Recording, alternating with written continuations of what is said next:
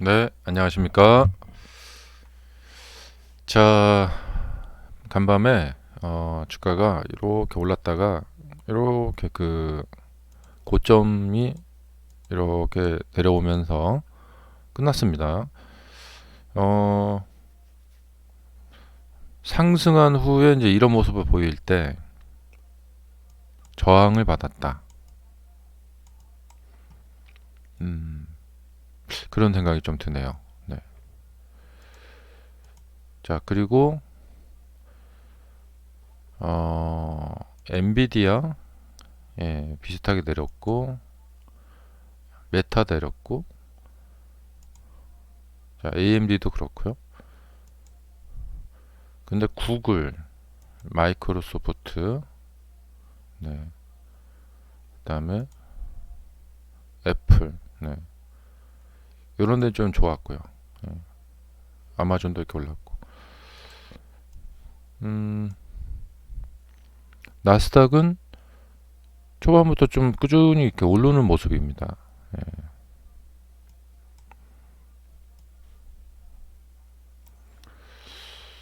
음, 그리고 마이크로소프트에서 첫 양자 칩 마조라나? 네. 원래 이제 이 구글 예전에 구글 주가 보면은 양자 컴퓨터 이야기 나오면서 이제 이렇게 딱 급등했었거든요. 근데 마이크로소프트 이 양자 칩 이야기가 나오고 뭐 별로 반응이 없어요. 예. 이래도 되는 건가? 네. 초전도체 비슷한 거 이렇게 이용해서 만들었다고 하는데 이 이야기대로 하면은 인류 역사를 바꿔놓을 수 있는 대단한 발견이죠. 예, 대단한 개발이고 근데 1.35% 상승? 이게 말이 되나? 예. 뭐 이런 일이 있었습니다. 네. 어, 그리고 지금의 이 주식시장은 급등을 가자니 좀 애매하고 그렇다고 뭐 폭락으로 가자니 그것도 좀 애매하고 예, 그런 상황이라고 생각이 됩니다. 그리고 이제 겉으로 보기 보면 지금 어, 미국 정부는 돈을 펑펑 쓰지 않는 예, 긴축을 하는 정부죠. 근데 작년에 이제 바이든 정부는 정부에서 돈을 풀죠. 정부가. 예. 그래서 경제를 좀 어떻게 좀 활성화시키려고. 그래서 어, 고금리 상황임에도 불구하고 그 M2 총 유통량, 이 화폐 유통량이죠. 이거는 그렇게 줄지 않았다는 거죠. 예. 뭐 교과서에 나오는 이제 간단한 이론으로 보자면 금리를 높이면 사람들이 그 이자를 생각해서 갖고 있던 현금을 은행으로 넣는다. 예, 과거에 이제 예, 그렇게 해서 시중에 풀려 있는 현금이 이제 이렇게 그 은행으로 들어가고요. 그다음에 이제 이자가 높으니까 사람들이 대출을 많이 하지 않겠죠. 그래서 이 대출이 적고 그렇게 해서 이제 화폐 유통량을 줄이고 예, 그렇게 되면은 경기가 다운되면서 이제 물가는 내려간다. 예. 근데 요즘은 좀 이게 이제 좀 복잡해진 것 같아요. 네. 어, 그러니까 이제 미국 트럼프 정부는 좀 지금 긴축을 시도하고 있고 연준은 금리를 내리다가 스탑을 했죠. 예. 계속 이렇게 이 속도로 내리면 안 되겠는데? 그고 금리 속도 조절을 했고요. 그러니까 금리를 내린다는 것은 시중에 돈을 푼다는 거잖아요. 그래서 이제 그 재정 그 뭐야 확장을 하는 건데, 그 그게 안 되죠. 예. 그럼 둘 다 그 긴축이죠. 그러면 앞으로 시중에 그 자금이 이렇게 막 많이 풀리는 그런 일은 없죠.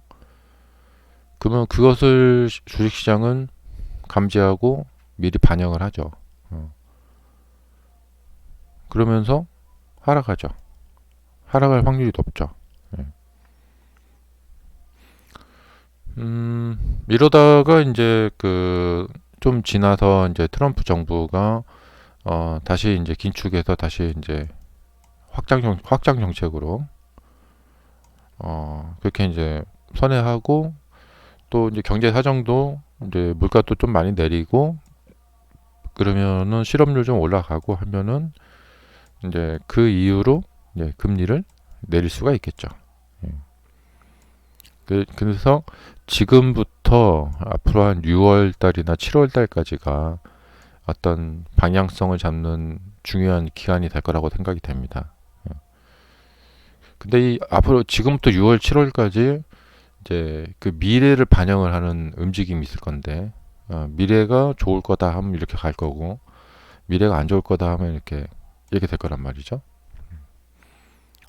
근데 지금 취임한 대통령 그러니까 트럼프 대통령의 이 행동을 보면은 뭐 그렇게 뭐 이렇게 뭐랄까 복지 정책이나 뭐 이렇게 그 바이든 때처럼 뭐 그 대학생들 대출을 막 탁 탕감해 준다던가 아니면 무슨 복지 기금을 확 풀어버린다던가 그럴 것 같지는 않죠.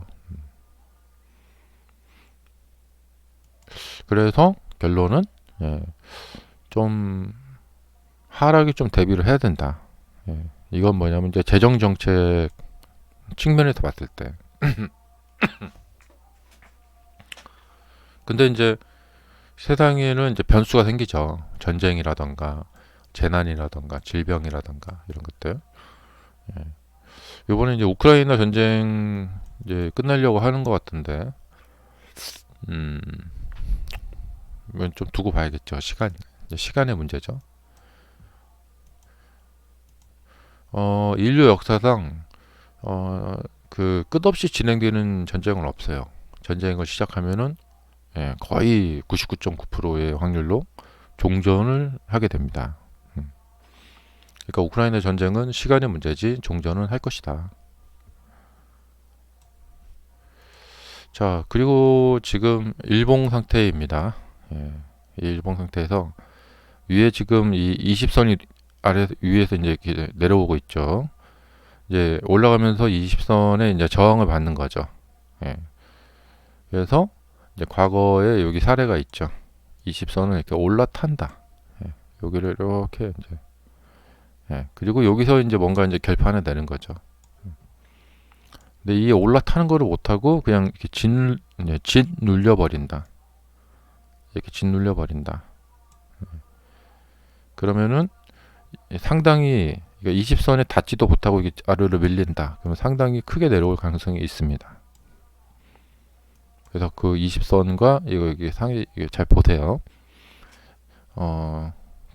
그래도 조금 이제 희망을 가지려면은 20선을 이렇게 바늘로 실로 이렇게 꿰듯이 이렇게 그렇게 가야 돼요.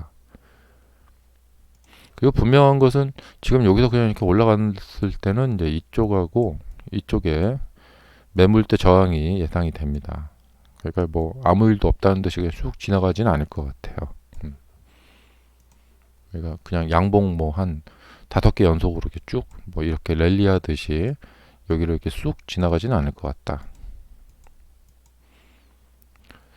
자, 그리고 이제 그냥 뭐 이제 드리는 말씀인데 이 저는 이제 주식하면서 이제 가장 또 연구도 하고 하는 것이 이제 패턴인데요. 이 패턴을 연구하다 보면은 이제 여러 가지 분야가 있는데 그 중에서 오늘 말씀드리고 싶은 것은 이제 이 의식이라는 부분. 사람은 이렇게 육체가 있고 거기에 플러스 정신 의식이 이렇게 들어있죠. 어, 그러니까 뭐 그 집에 키우는 개도 뭐 슬픔, 그다음에 화남 이런 거를 정신적으로 이렇게 느낀다고 그러죠. 예. 그렇다고 뭐 내 동물이 이제 사람이 될 수는 없는 건데, 우리는 이 육체 속에 이 우리 의식이 들어 있어요. 그래서 이 의식이 뭔가 이렇게 행동을 하도록 지시를 합니다. 예. 여기서 머리에서 아 심심한데 하면 이제 놀러 나가죠. 예. 뭐 만약에 머리가 이제 좀 뭐랄까 우울하다. 예. 그러면 뭐 슬픈 음악을 뭐 튼다던가. 그러니까 우리 머리가 우울하다고 이제 그러니까 우리 머리가 이제 우울하다고 느낄 때가 있고 심심하다고 느낄 때가 있고 지금은 주식을 사야 될 때야 하면서 예. 그러니까 여러분들이 그거를 한번 생각해 보세요. 이제 만약에 이게 올라가서 이렇게 따라가다 샀는데 그 다음에 이렇게 떨어져 갖고 안 좋네. 아 내가 샀는데 그 다음에 떨어졌네. 사지 말았을 걸. 이렇게 후회가 된다. 예. 혹은 여기 사가지고 뭐 이럴 때 있잖아요. 이렇게 샀는데 프리마켓에서 샀는데 이게 탁 떨어져고 손절을 했다. 이제 이렇게 해서 손실 본 분들이 분명히 많이 있어요. 이렇게 사가지고 이게 떨어져갖고 여기다 손절하시는 분들이 많이 있는데, 그 당시 그 행위를 하게 됐잖아요. 이 행위는 의식으로부터 온 거예요. 예. 그러면 이제 내가 왜 그랬을까? 예. 물론 결과적으로 더 올라갔으면은 내가 사기 잘했구나. 떨어지면은 이게 딱 떨어지면은 그때 사지 말았을 걸. 이 결과에 따라서 이제 그 당시 행위가 이제 그 평가를 받게 되죠.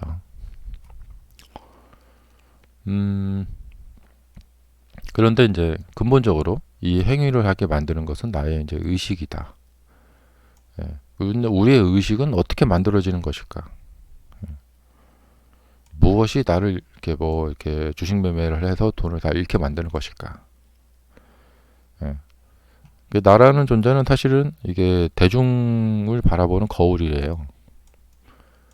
그러니까 사람들이 다 대부분 비슷합니다.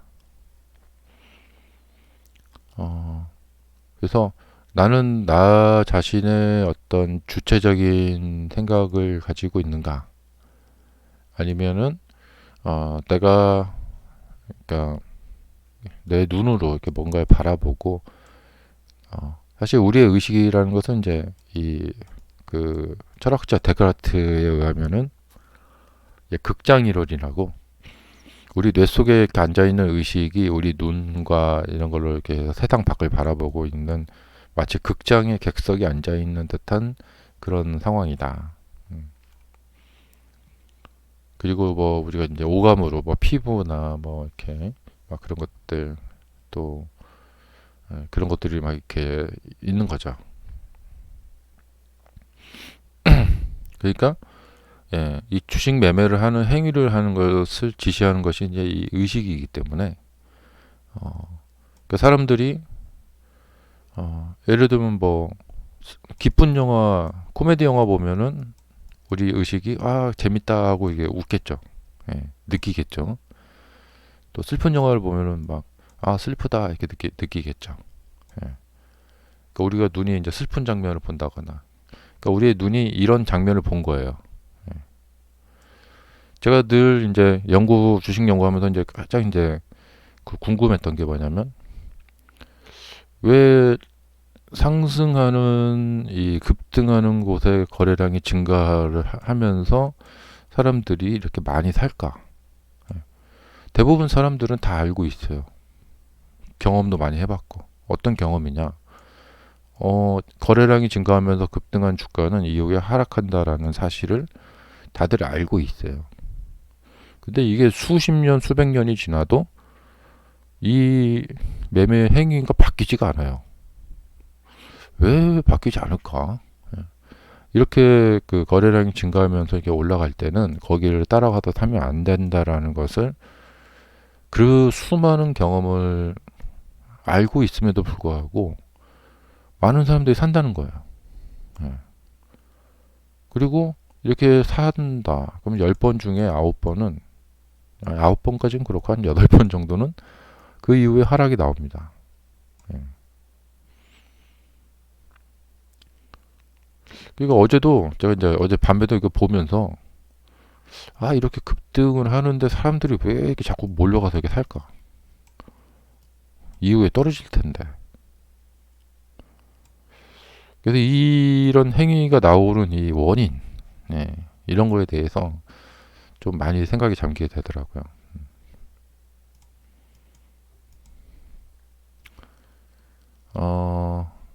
그리고 자 이렇게 올라갔다 내려왔으니까 그러면 이제 내려온 다음에 상승이 또 나오잖아요.